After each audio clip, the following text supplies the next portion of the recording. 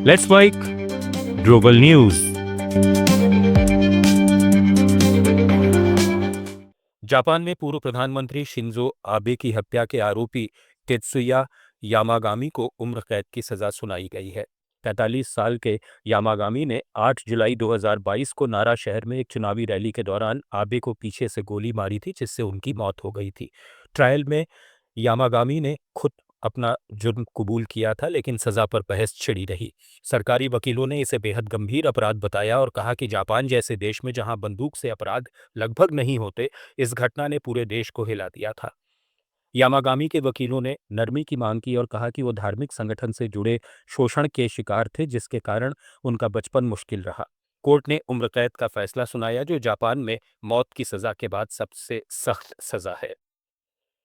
इधर दक्षिण कोरिया में एक अदालत ने फैसला सुनाते हुए कहा कि साल 2024 में तत्कालीन राष्ट्रपति यून सुक योल द्वारा लगाया गया मार्शल लॉ विद्रोह की श्रेणी में आता है। इस मामले में देश के पूर्व प्रधानमंत्री हांग डक सू को 23 साल की सजा सुनाई गई है। हांग डक सू यून सरकार के पहले वरिष्ठ अधिकारी हैं, जिन्हें मार्शल लॉ से जुड़े विद्रोह के आरोप में दोषी ठहराया गया है। बताया जा रहा है कि मार्शल लॉ संकट के दौरान हान डक सू कार्यवाहक नेतृत्व की अहम भूमिका में थे।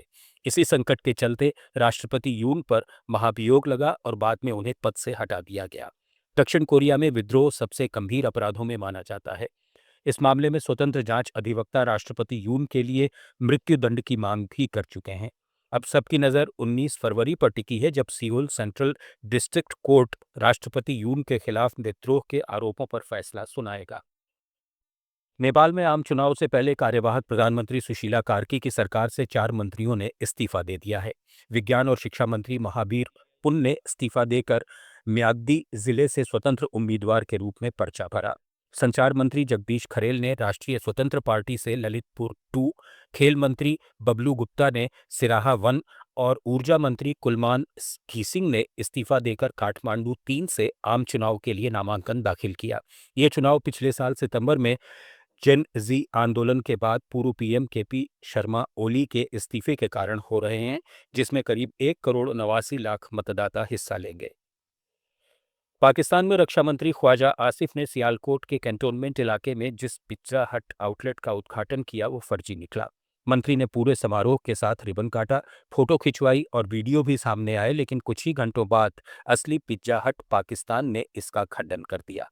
कंपनी ने बयान जारी कर साफ कहा कि यह आउटलेट पूरी तरह अनधिकृत है और इसका यम ब्रांड या पिज्जा हट से कोई लेना देना नहीं है। कंपनी ने यह भी कहा कि यह आउटलेट उनके फूड सेफ्टी और क्वालिटी मानकों का पालन नहीं करता। मामला सामने आते ही सोशल मीडिया पर मीम्स की बाढ़ आ गई। लोग सवाल उठा रहे हैं कि इतने बड़े नेता से ऐसी बड़ी चूक कैसे हो गई। अमेरिकी राष्ट्रपति डोनाल्ड ट्रंप ने एक बार फिर नोबेल शांति पुरस्कार को लेकर नाराजगी जताई है। ट्रंप का दावा है कि उन्होंने भारत पाकिस्तान समेत 8 युद्ध रोककर दुनिया को बड़े युद्ध और न्यूक्लियर खतरे से बचाया है और हर युद्ध के लिए उन्हें अलग अलग नोबेल मिलना चाहिए। ट्रंप ने कहा कि नोबेल नहीं मिलने में नॉर्वे की भूमिका है, जबकि नॉर्वे के प्रधानमंत्री ने पहले ही स्पष्ट किया था कि नोबेल पुरस्कार देने का फैसला सरकार नहीं बल्कि स्वतंत्र कमेटी करती है। ट्रंप ने वेनेजुएला की विपक्षी नेता मारिया मचाडो की भी तारीफ की और कहा कि उन्होंने नोबेल पुरस्कार ट्रंप को देने की पेशकश की थी। कनाडा के प्रधानमंत्री मार्क कार्नी ने दावोस में वर्ल्ड इकोनॉमिक फोरम को दिए भाषण में कहा कि दुनिया अब महाशक्तियों की प्रतिस्पर्धा के दौर से गुजर रही है, जहां नियमों पर आधारित व्यवस्था कमजोर पड़ गई है और शक्तिशाली देश जो चाहें वो कर सकते हैं। उन्होंने चेक नेता वाक्लाव हावेल के निबंध the power of the powerless का जिक्र करते हुए कहा कि पहले हम सब्जी बेचने वाले की तरह खिड़की में तख्ती लगाकर झूठे अनुष्ठानों में हिस्सा लेते थे, लेकिन अब वो तख्ती हटाने का वक्त आ गया है, क्योंकि एकीकरण अब अधीनता का स्रोत बन गया है। कार्नी ने मध्यम शक्ति वाले देशों से अपील की कि वे मिलकर काम करें, क्योंकि अगर मेज पर नहीं बैठे तो मेन्यू पर आ जाएंगे। कनाडा जैसी ताकतों को अपनी ऊर्जा, खनिज, शिक्षा और पूंजी से रणनीतिक स्वायत्तता बढ़ानी होगी। ये भाषण वायरल हो रहा है, कई इसे बेबाक और प्रभावशाली बता रहे हैं, जबकि चीनी मीडिया ग्लोबल टाइम्स ने इसे चेतावनी के तौर पर देखा है कि पश्चिमी व्यवस्था अब टूट रही है। ग्लोबल न्यूज में फिलहाल इतना ही। बने रहिए लेट्स माइक के साथ। आप सुन रहे थे let's make more than radio. Follow कीजिए हमें हमारे सोशल मीडिया प्लेटफॉर्म्स पर।